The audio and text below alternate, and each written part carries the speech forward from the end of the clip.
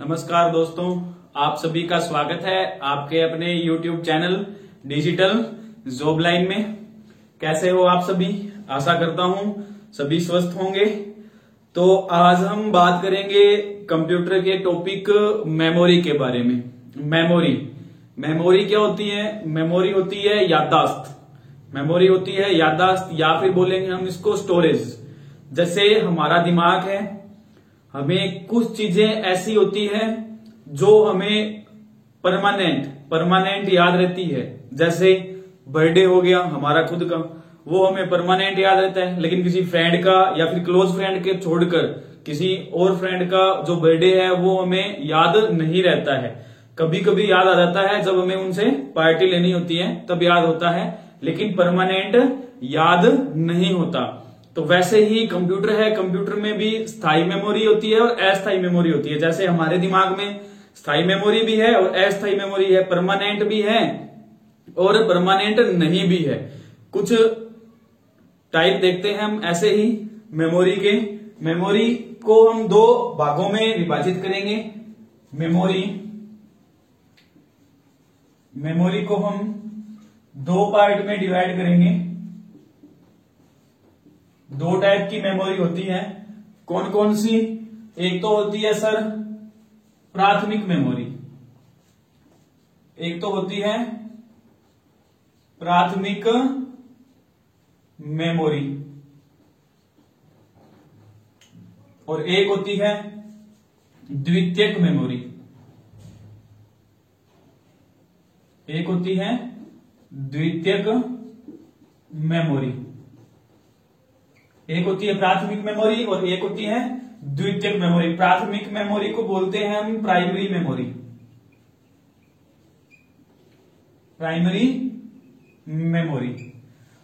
और द्वितीयक मेमोरी को बोलते हैं हम सेकेंडरी मेमोरी।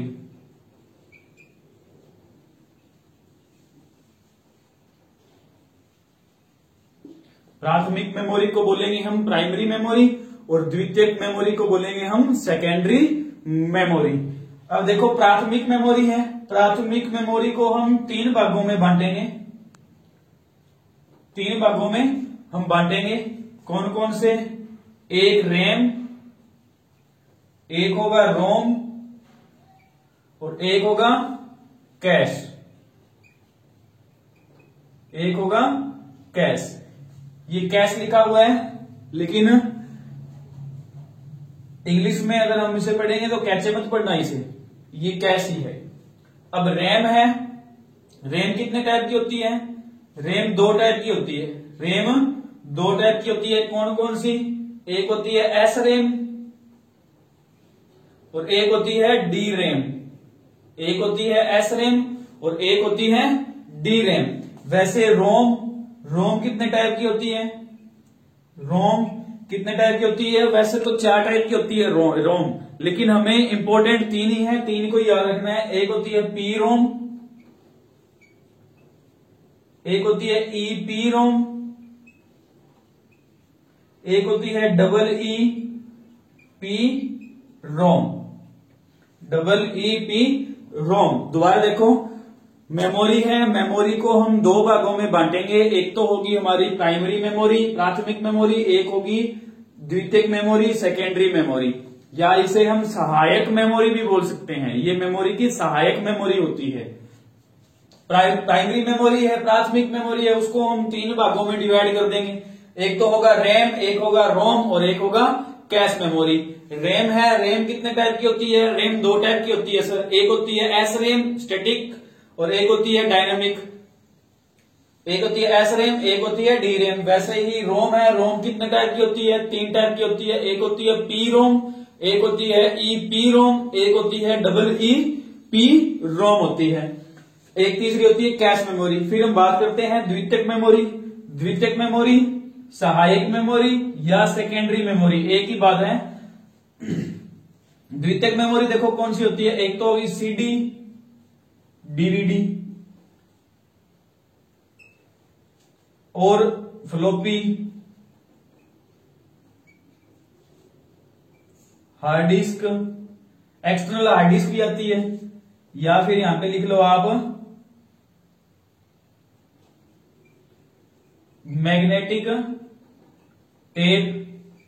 मैग्नेटिक टेप, उसके बाद नेक्स्ट हो गया पेन ड्राइव। ये होती है हमारे सहायक मेमोरी। दोबारा देखो, मेमोरी है, मेमोरी दो टाइप की होती है, एक तो होती है प्राइमरी मेमोरी, एक होती है सेकेंडरी मेमोरी। अब देखो इसको थोड़ा सा समझो, जैसे पहले इसे नोट करो, जल्दी से इसे नोट कर लो, फिर समझाता हूं इसको।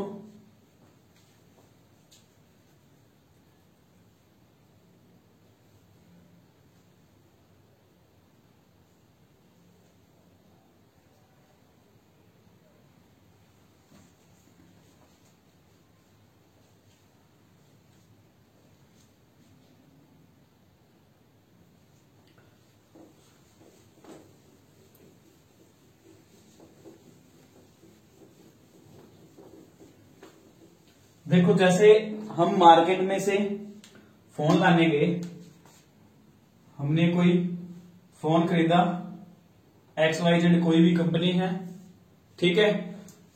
मार्केट में जो फोन आते हैं वो आते हैं 2 GB, 16 GB, 3 GB, 32 GB, 4,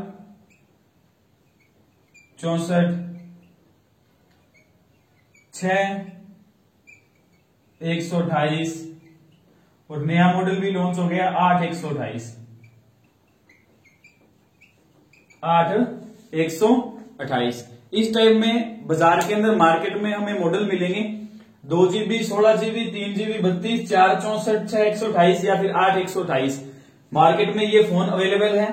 तो जब मैं मार्केट में से लेने गया तो मैंने ये वाला फोन, मेरे पास ज्यादा पैसे नहीं थे, मैंने ये वाला परचेज कर लिया, 2 GB और 16 GB, 2 GB और 16 GB।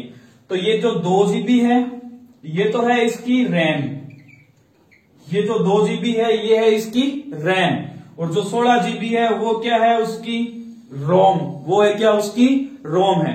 अब देखो, कोई भी डाटा है वो स्टोर होगा रैम के अंदर, सॉरी रोम के अंदर, और जो रैम है उसकी प्रोसेसिंग को क्या करेगी, फास्ट करेगी, तेज करेगी, जल्दी से जल्दी वो हमें चला के देगी उस चीज को, ठीक है। तो ये मैंने खरीद लिया, लेकिन मेरे पास जो डाटा है, जो PDF है, फाइलें हैं, वो क्या होगी, ज्यादा होगी, तो मैं इसमें स्टोर नहीं कर पाया, ये फुल हो गया। 16 GB मैंने मार्केट में से ले लिया, ये स्टोरेज इसकी क्या होगी, फुल होगी। अब मैं पैसे मेरे पास ज्यादा नहीं थे कि मैं उसे वापस बेच दूं और नया परचेज करके लेके आऊं, इसलिए मैंने मार्केट में से कुछ न कुछ इनमें से खरीद लिया। जैसे मैंने पेन ड्राइव ले ली, तो जो डाटा था वो मैंने किसमें डाल दिया, पेन ड्राइव के अंदर डाल दिया। तो ये तो जो रैम और रोम है, ये तो जो फोन के साथ या फिर जो हम डिवाइस लेके आ रहे हैं, कंप्यूटर है, लैपटॉप है, मोबाइल है, जो लेके आ रहे हैं, उनके साथ जो हमें मिलता है वो तो होती है प्राइमरी मेमोरी। वो क्या होती है, प्राइमरी मेमोरी होती है। और जब हम उस स्टोरेज को फुल कर देते हैं, उस स्टोरेज को फुल करते हैं और हमें और भी डाटा अगर चाहिए सेव करने के लिए, तो हम जो डाटा है उसको किसी अन्य एक्सटर्नल डिवाइस में डालेंगे, तो वो होती है सेकेंडरी मेमोरी। तो यहां पे हम स्टोर फुल हुआ तो हम पेन ड्राइव खरीद के लेके आए या CD खरीद के लेके आए, तो उसमें से वो डाटा उसमें डाल दिया, तो ये क्या होगी, द्वितीयक मेमोरी, और ये क्या होगी, प्राइमरी मेमोरी होगी। आगे देखो,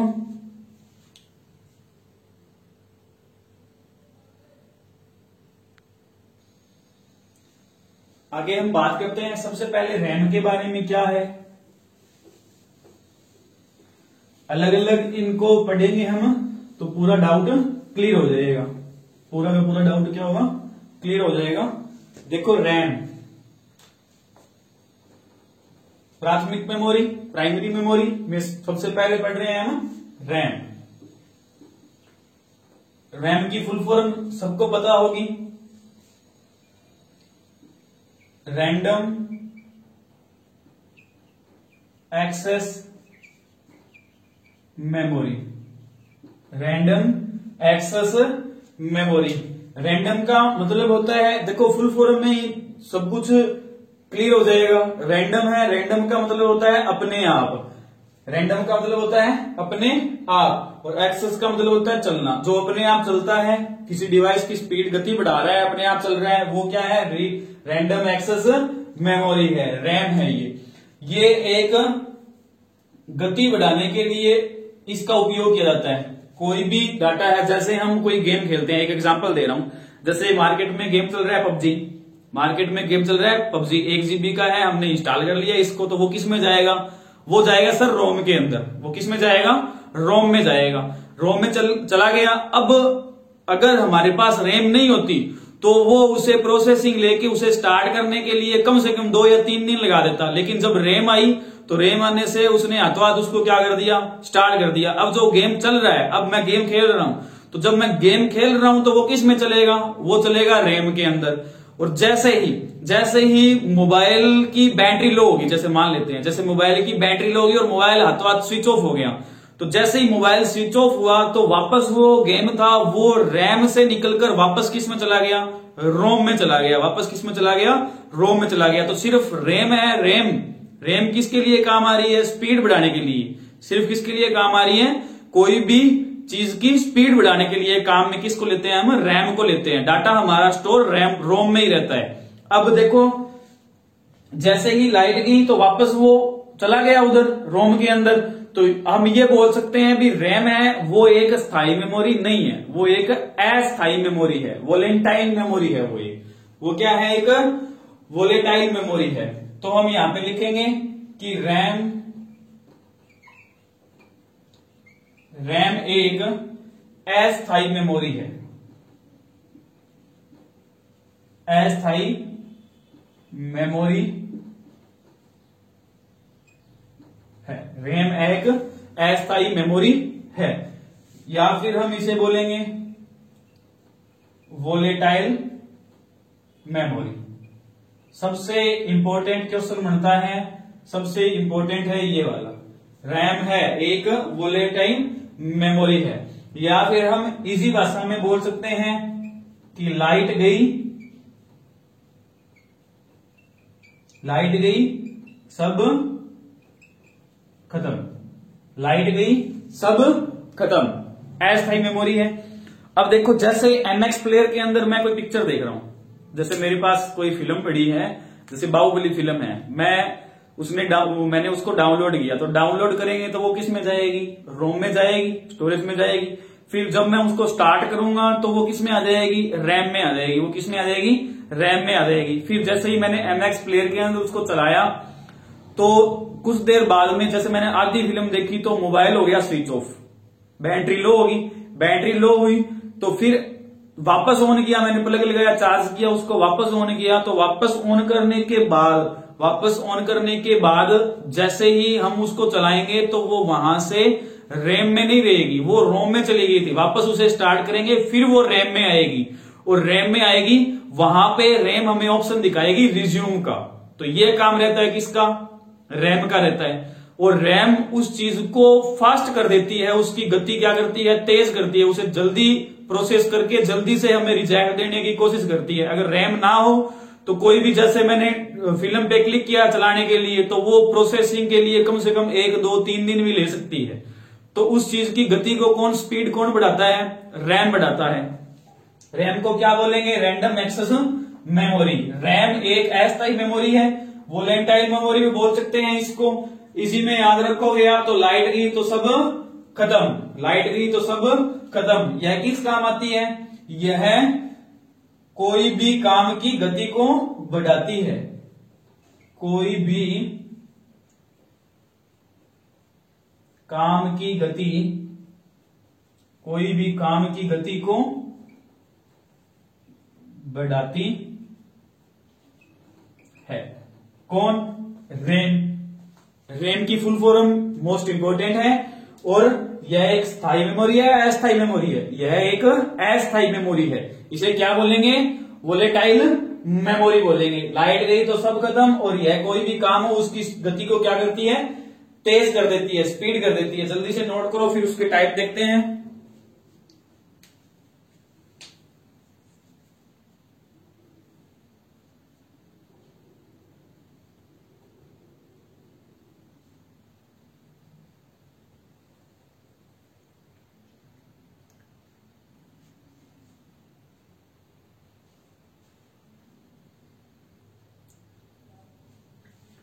देखो random access memory full form अस्थायी मेमोरी है, वोलेटाइल बोलेंगे इसको। लाइट गई सब खत्म, मतलब सारा डाटा शुरू से वापस स्टार्ट करना पड़ेगा, और यह कोई भी काम हो उसकी गति क्या करती है, तेज कर देती है। अब हम बात करते हैं कितने टाइप की रैम है। रैम है दो टाइप की, रैम है दो टाइप की। एक तो है एस रैम, एक तो है एस रैम और एक है डी रैम, एक है D RAM. Full form most important है सबसे ज्यादा एस रैम। एस रैम की फुल फॉर्म है static random access memory, static random access memory सबसे इंपॉर्टेंट है इसकी फुल फॉर्म। उसके बाद डी रैम है, डी रैम की फुल फॉर्म है डायनामिक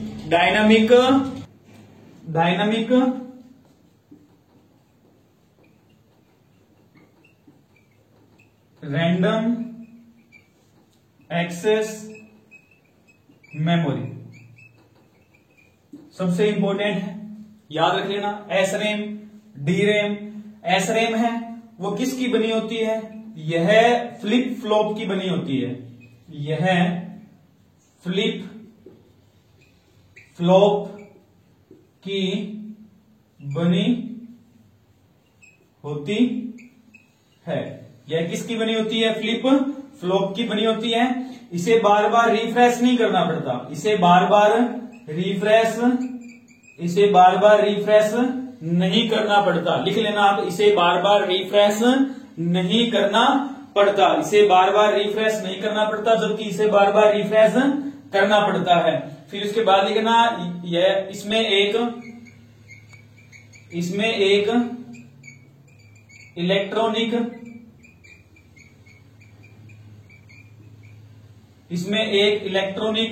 सर्किट होता है,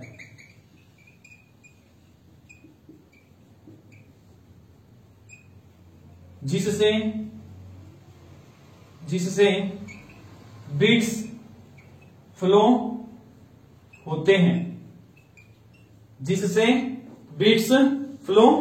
हैं, दिखाई नहीं दे रहा क्या, यहां पे लिखा हुआ है जिससे बिट्स फ्लो होते हैं। अब ये बिट्स क्या होते हैं,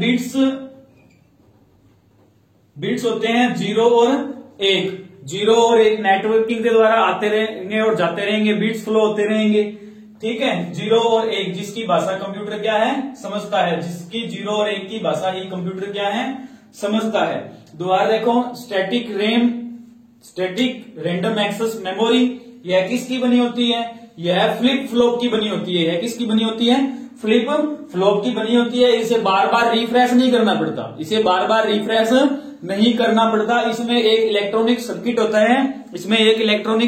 सर्किट होता है, जिससे बिट्स फ्लो होती रहती है, मतलब नेटवर्किंग आएगा जाएगा।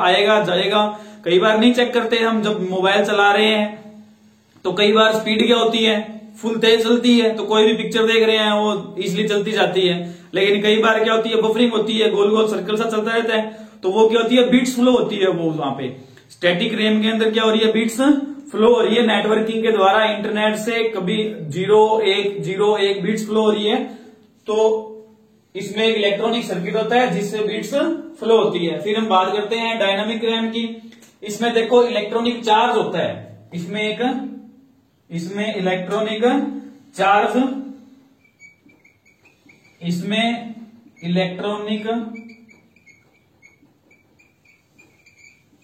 चार्ज और डिस्चार्ज, इसमें इलेक्ट्रॉनिक चार्ज और डिस्चार्ज होता रहता है। इसमें जो इलेक्ट्रॉनिक है वो चार्ज होगा और डिस्चार्ज होगा, डिस्चार्ज बार बार ऐसा होता रहेगा। इसमें बिट्स फ्लो होगी। उसके बाद इसकी गति क्या है, स्लो होती है। इसके मुकाबले इसकी गति क्या होती है, धीमी होती है। और कितनी धीमी होती है, 1000 गुना धीमी होती है, 1000 गुना धीमी होती है। जैसे कोई मोबाइल के अंदर फिल्म चल रही है, जब बफरिंग हो रही है तो उस टाइम कौन सी मेमोरी काम करेगी, डी रैम काम करेगी।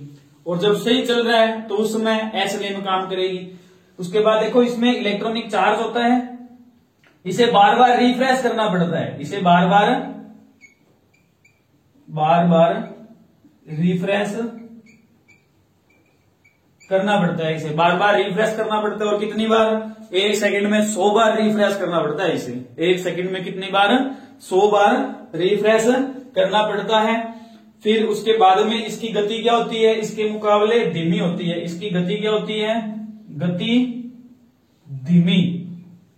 इसकी गति क्या होती है? धीमी होती है। दोबारा देखो, हम बात कर रहे हैं रैम के टाइप्स की। रैम 2 टाइप की होती है, एक एस रैम और एक डी रैम। एक होती है स्टैटिक रैम और एक होती है डायनामिक रैम। स्टैटिक रैम है जो कि किसकी बनी होती है? फ्लिप फ्लॉप की बनी होती है, और इसमें जो इलेक्ट्रॉनिक सर्किट होता है उसमें से बीट्स फ्लो होते रहते हैं। बीट्स मतलब 0 और 1 बीट्स फ्लो होते रहते हैं, और इसको बार बार रिफ्रेश नहीं करना पड़ता।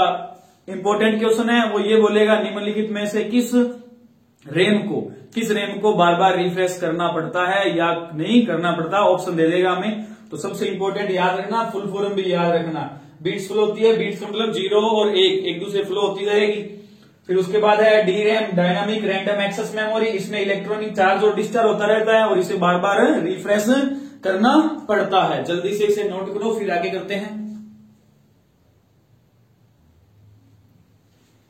देखो, इसको थोड़ा सा और समझो। एस रैम और डी रैम को थोड़ा सा और समझते हैं हम डीपली। जैसे कोई फोन है तो हमें मैसेज करने के लिए, कोई पिक्चर देखने के लिए तो नेटवर्किंग की तो जरूरत पड़ेगी, सिग्नल की जरूरत पड़ेगी हमें। अब सिग्नल की जरूरत पड़ेगी तो इसके अंदर क्या होगा? बीट्स होगी, वो फ्लो होगी, आएगी और जाएगी। बीट्स क्या होगी? फ्लो होगी, आएगी जाएगी, बीट्स फ्लो होगी इसके अंदर। और जब बीट्स फ्लो होगी, जल्दी जल्दी फ्लो होगी, तो यहाँ पे एक पॉइंट बन जाएगा, और जो क्या करेगा? उसको हीट करेगा। हीट मतलब गर्म कर देगा उस डिवाइस को, चाहे मोबाइल हो, चाहे कंप्यूटर हो, चाहे लैपटॉप हो। जब ज्यादा बीट्स आती जाती रहती है, बार बार में नेटवर्किंग हम ज्यादा यूज करते हैं, तो वहां पे एक पॉइंट बन जाता है, और वो उसको क्या करती है? हीट करना स्टार्ट कर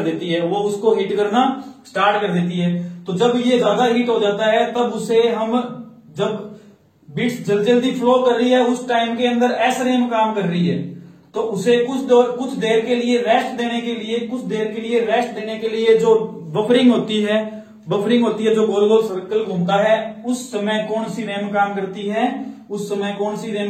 है? डी रैम काम करती है।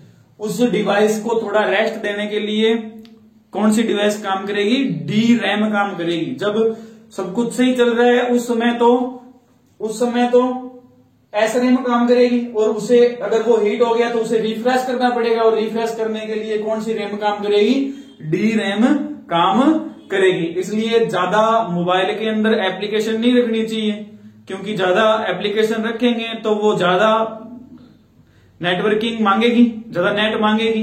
वो अपने आप में जब तक मिनिमाइज रहता है फोन, तो वो नेटवर्क क्या करती है? खींचती रहती है। फिर आगे देखते हैं हम मार्केट में कितनी टाइप की रैम मिलती है। फिर हम बात करते हैं मार्केट में कितनी टाइप की रैम मिलती है। रैम, मार्केट में आप रैम खरीदने जाओगे तो मार्केट में आपको 2 टाइप की रैम मिलेगी। कौन कौन सी? एक तो सिम, SIMM, एक डिम, DIMM। ये होता है सिंगल फुल फॉर्म इंपॉर्टेंट है, सिंगल इन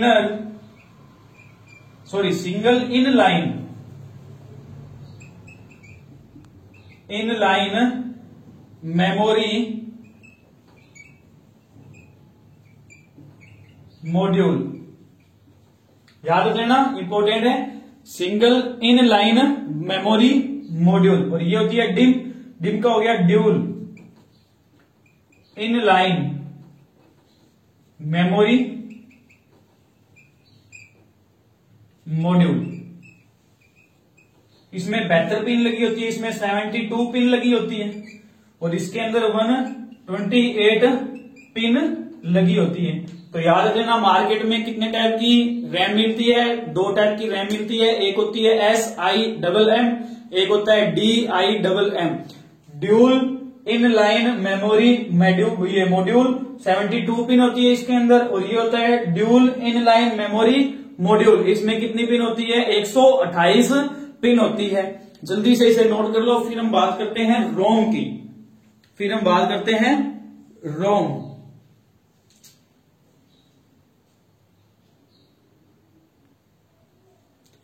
नेक्स्ट देखो रोम। रोम की फुल फॉर्म सबको पता है, read only memory. Read only memory. ROM की फुल फॉर्म है read only memory. Read only memory. देखो ये एक परमानेंट मेमोरी है, ये एक परमानेंट मेमोरी है, स्थायी मेमोरी है। मोबाइल के अंदर हमने कोई फाइल सेव कर रखी है, जब हम मोबाइल स्विच ऑफ हो जाता है या फिर कंप्यूटर में कोई फाइल सेव कर रखी है, अचानक लाइट चली गई, ठीक है, लाइट चली गई तो फिर हम वापस कंप्यूटर को ऑन करेंगे तो वो फाइल जिस फोल्डर में थी हमें उसी जगह वापस मिल जाएगी, वापस उसी जगह मिल जाएगी। किस वजह से? रोम की वजह से, क्योंकि वो स्टोर किस में हो चुकी है? रोम में स्टोर हो चुकी है, और रोम एक स्थायी मेमोरी है। तो लिख लो, यह एक स्थायी मेमोरी है। यह एक स्थायी मेमोरी है जिसको हम क्या बोल सकते हैं? Permanent memory. इसको हम परमानेंट मेमोरी भी बोल सकते हैं। यह एक स्थायी मेमोरी है तो इसको बोलेंगे non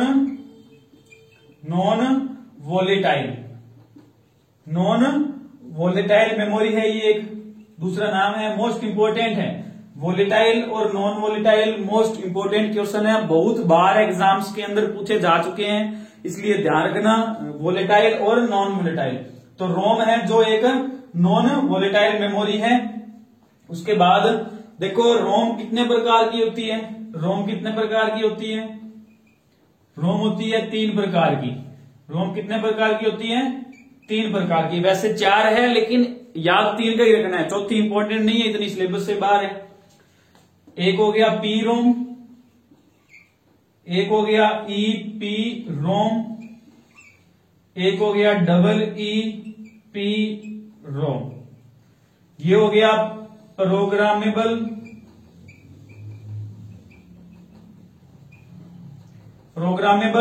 read only memory. Programmable read only memory. फिर ये हो गया इरेजेबल पी रोम। आगे फुल फॉर्म वही रहेगी, पी रोम। इरेजेबल, इरेज करना, जिस रोम को हम मिटा सकते हैं, इरेजेबल पी रोम। इसको अल्ट्रावायलेट किरणों से मिटाया जा सकता है, इसको सिर्फ एक ही बार साफ किया जा सकता है। और नेक्स्ट है 3rd नंबर है हमारा double E P ROM. Double E हो गया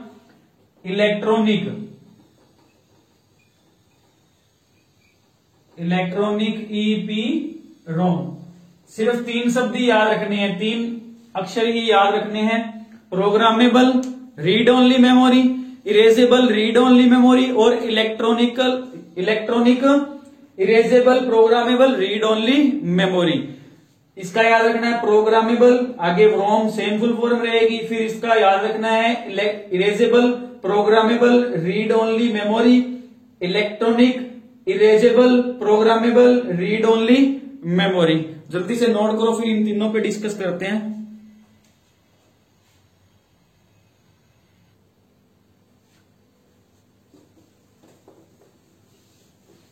नेक्स्ट हम बात करते हैं types of ROM. Types of ROM, read only memory. देखो रोम है वो 3 टाइप की होती है।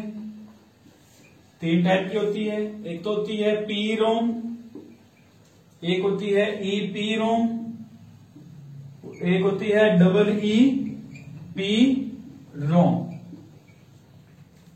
यहां पे हो गया प्रोग्रामेबल, यहां पे हो गया इलेक्ट्रॉनिक प्रोग्रामेबल, यहां हो गया सॉरी ये हो गया इरेजेबल प्रोग्रामेबल, और ये हो गया electronic erasable programmable read only memory. देखो जो पी रोम है, पी रोम एक खाली चिप होती है, खाली चिप होती है जो वन टाइम यूजर होती है, वन टाइम यूजर होती है। ये वन टाइम यूजर होती है, मतलब इसको हम मिटा सकते हैं। इसके जो डाटा है, इसके जो डाटा है, इसके डाटा एक बार ही मिटाए जा सकते हैं। दोबारा देखो, यह एक खाली चिप होती है, वन टाइम यूजर है, यह एक वन टाइम यूजर है, मतलब इसके जो डाटा है वो एक ही टाइम, एक ही बार हटाए जा सकते हैं, मिटाए जा सकते हैं। फिर हम बात करते हैं ईपीरोम, ईपीरोम इसके जो डाटा है वो हम अल्ट्रा वायलेट रे, अल्ट्रा वायलेट रे, अल्ट्रा वायलेट किरण के द्वारा डाटा हटाए जा सकते हैं। इसके जो डाटा हैं वो अल्ट्रा वायलेट रे के द्वारा हटाए जा सकते हैं। फिर हम बात करते हैं इलेक्ट्रॉनिक, नाम से पता चल रहा है तो इसके जो डाटा है वो इलेक्ट्रॉनिक, मतलब लाइट से, विद्युत से बार बार हटाए या फिर वापस लाए जा सकते हैं। इसके डाटा है वो किसके द्वारा, इलेक्ट्रॉनिक द्वारा डाटा हटाए जाते हैं। इसके जो डाटा है वो किसके द्वारा हटाए जाते हैं, इलेक्ट्रॉनिक द्वारा हटाए जाते हैं। नेक्स्ट हम बात करते हैं कैश मेमोरी की। कैश मेमोरी ये कंप्यूटर के साथ में नहीं आती है, ये मार्केट में से अलग परचेज करनी पड़ती है उसकी स्पीड बढ़ाने के लिए, उसकी स्पीड बढ़ाने के लिए।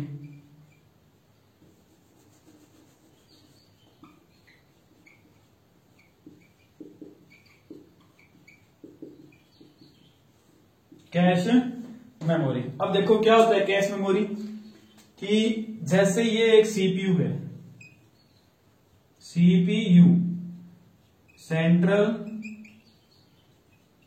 प्रोसेसिंग यूनिट, ठीक है, और ये हम हैं नन्हे मुन्ने बालक, ठीक है, ये हम हैं नन्हे मुन्ने बालक, और यहां पर है रैम, यहां पे है रैम। हमारे पास एक पीडीएफ है, हमारे पास एक पीडीएफ है, पीडीएफ की फुल फॉर्म साथ में नोट कर लेना, पीडीएफ की होती है पोर्टेबल डॉक्यूमेंट फाइल, ठीक है। उस पीडीएफ का साइज है 1.5 जीबी, जीबी हो गया गीगाबाइट, जीबी हो गया गीगाबाइट, ये फाइल है। और हमने कंप्यूटर को, सीपीयू को कमांड दी कि हमें ये फाइल है जो डाउनलोड चाहिए, हमें जो ये फाइल है वो डाउनलोड चाहिए। तो ये क्या करेगा, ये सीपीयू है, ये कनेक्ट किससे करेगा, उस फाइल को कनेक्ट किससे करेगा, रैम से करेगा। और जब तक रैम से करेगा तब तक आपने देखा होगा सर्कल सा आ रहा होता है ना, कोई चीज हम डाउनलोड करते हैं तो जब वो सर्कल सा घूमता रहता है तो बफरिंग हो रही है, उसका मतलब वो किससे कनेक्ट हो रहा है, वो कनेक्ट किससे हो रहा है, रैम से कनेक्ट हो रहा है, रैम से कनेक्ट हो रहा है। और जब रैम से कनेक्ट हो जाएगा तो वो वीडियो है या पीडीएफ है वो स्मूथली ये खुल जाएगी, आराम से चलना स्टार्ट कर देगी, ठीक है।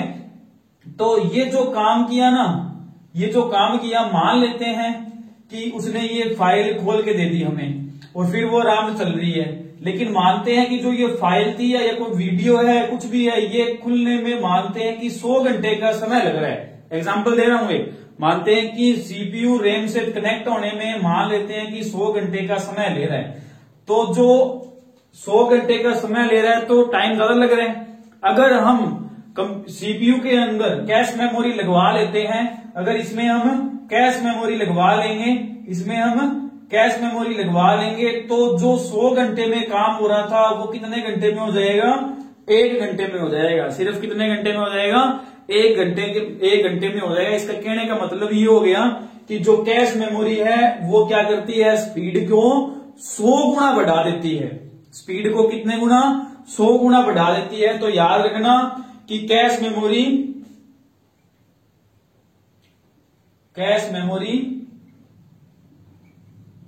गति को 100 गुना बढ़ाती है। 100 गुना बढ़ाती है, याद रख लेना, 100 गुना बढ़ा देती है। उसके बाद ज्यादा से ज्यादा स्टोरेज होती है। जो ज्यादा से ज्यादा इस कैश मेमोरी की जो साइज है, ज्यादा से ज्यादा साइज होता है कैश मेमोरी का, वो होता है 4 MB। कैश मेमोरी का जो ज्यादा से ज्यादा हाईएस्ट साइज है मार्केट के अंदर वो कितना है? 4 MB। MB हो गया मेगा बाइट, ठीक है। ये GB हो गया गीगा बाइट। PDF की फुल फॉर्म याद रखना, पोर्टेबल डॉक्यूमेंट फाइल हो गया। दोबारा रिपीट कर रहा हूं, ये हम है, ये CPU है, ये एक रैम है। हमारे पास एक फाइल है, वीडियो है, मान लेते हैं 1.5 GB का। हमने कंप्यूटर को, CPU को कमांड दी कि ये हमें चाहिए, तो वो रैम से कनेक्ट करेगा, और जब रैम से कनेक्ट करेगा तभी तो वो चलना स्टार्ट होगा, तभी वो PDF खुलेगी। अभी पीछे हम पढ़ के आए हैं कि रैम का क्या काम होता है। रैम कोई भी चीज को, गति को बढ़ा देता है। अगर ये डाउनलोड हो जाएगी तो ये रोम में चली जाएगी। रोम में चली जाएगी, जब इसे हम कभी PDF को खोलेंगे तो वो पहले कनेक्ट किसके साथ होगी? पहले कनेक्ट होगी रैम के साथ में। तो वो जब तक CPU रैम से कनेक्ट करेगा तो उसमें क्या होता है? टाइम ज्यादा लगता है। अगर टाइम बचाना है हमें तो हम कैश मेमोरी लगवा सकते हैं। कैश मेमोरी क्या होगा? उस स्पीड को 100 गुना क्या कर देगी? इंक्रीज कर देगी। कैश मेमोरी है कितने गुना बढ़ा देती है? स्पीड को 100 गुना बढ़ा देती है। और जो हाईएस्ट साइज है मार्केट के अंदर, मार्केट में जो हाईएस्ट साइज है कैश मेमोरी का वो कितना है? 4 MB का है, 4 मेगा बाइट का है। ठीक है दोस्तों, तो आज हमने प्राथमिक मेमोरी पढ़ ली।